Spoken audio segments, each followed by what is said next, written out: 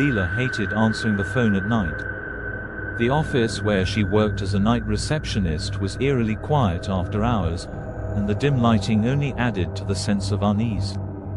Most nights were uneventful, a stray client call here and there, or a coworker forgetting their keycard. But that Friday night, something changed. It started with a call at exactly 11:11 p.m. The phone's sudden buzz startled her, the sound sharp against the silence. She picked it up, putting on her professional voice. "Peterson and Crane Law Offices, how can I help you?" Silence. "Hello, is anyone there?" she asked, leaning forward, straining to hear. There was no response, only a faint crackle of static. Then, after a moment, she caught something, a soft, rhythmic tapping. It sounded like fingers drumming on wood, deliberate and slow. "Is this a prank?" Leela said, her voice sharper now. The tapping stopped abruptly. The line went silent for a moment, and just as she was about to hang up, a whisper came through. It was faint, almost drowned out by the static, but unmistakable. "I'm outside." Leela froze, her grip tightening on the receiver. Her eyes darted to the small security monitor on her desk, which displayed live footage from the building's security cameras. The parking lot was empty, the lobby deserted. "This isn't funny," she said, slamming the phone down. For the next few minutes, she tried to shake off the strange call. It was probably just a prank, teenagers with nothing better to do. Still, the voice lingered in her mind, low and deliberate. At 11:25 p.m., the phone rang again. Leela hesitated before answering. Her hand hovered over the receiver, her pulse quickening. Finally, she picked it up. "Hello?" This time, there was no static, no tapping. But after a few seconds, she heard breathing. Slow, deliberate, and heavy, as though the caller was standing right behind her. "Who is this?" she demanded, her voice shaking. "If you don't stop, I'm calling the police." The breathing stopped. A moment later, the whisper returned. "I'm inside." Her blood ran cold. Leela slammed the phone down and frantically scanned the security cameras. The lobby and hallways were empty, the doors locked. She was alone, or at least, she thought she was. A loud thud echoed from the direction of the break room. Leela's breath hitched. She grabbed her cell phone, her hands trembling, and dialed 911. The line connected, and a calm voice answered, 911, "What's your emergency?" "There's someone in the building," Leela whispered, her voice shaking. "I'm alone, and someone's calling me, saying they're inside."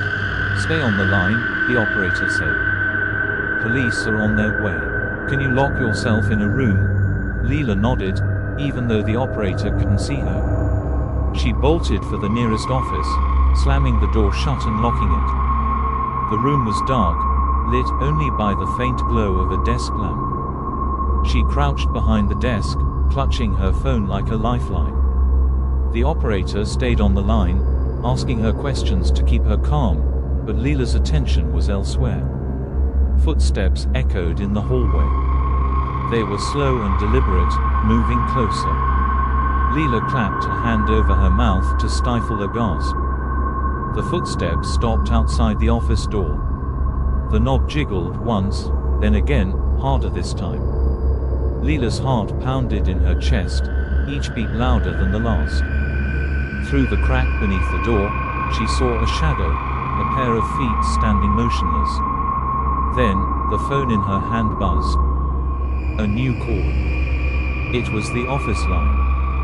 Her stomach churned as she stared at the screen. Slowly, she pressed the answer button and brought the phone to her ear. The whisper was clearer this time, as though the caller was right next to her. "I'm here." The doorknob rattled violently, and Leela dropped the phone, stifling a scream. The door shook as though someone was throwing their entire weight against it. Then, as suddenly as it started, the noise stopped. The silence was deafening. Leela didn't dare move, her breath coming in shallow gasps. The operator's voice called out faintly from the cell phone on the floor. "Mom, are you there? Officers are arriving now." Leela mustered the courage to pick up the phone. "I am here," she whispered. "Stay put," the operator said. "They're entering the building." Through the security camera app on her phone, Leela watched as 2 police officers entered the lobby. She wanted to feel relief, but something about their arrival felt wrong. The officers moved slowly, their faces blank. They didn't call out or draw their weapons. They just walked, side by side, deeper into the building. Her phone buzzed again. Another message from the office line. She didn't want to answer, but her hand moved on its own. This time, the whisper was different. It wasn't just one voice, it was many, overlapping and echoing. "They can't help you." Leela dropped the phone, her vision blurring with tears. The footsteps started again, this time inside the office. She didn't remember hearing the door open, but when she looked up, the shadow was there, taller than any human should be. It stretched unnaturally, filling the room with its dark presence. The last thing Leela heard was the sound of her phone buzzing, a final, endless ring that echoed into the void. When the police arrived for real, the building was empty. The receptionist's desk was untouched, the phone silent. The only thing out of place was Leela's cell phone, lying on the floor of a locked office.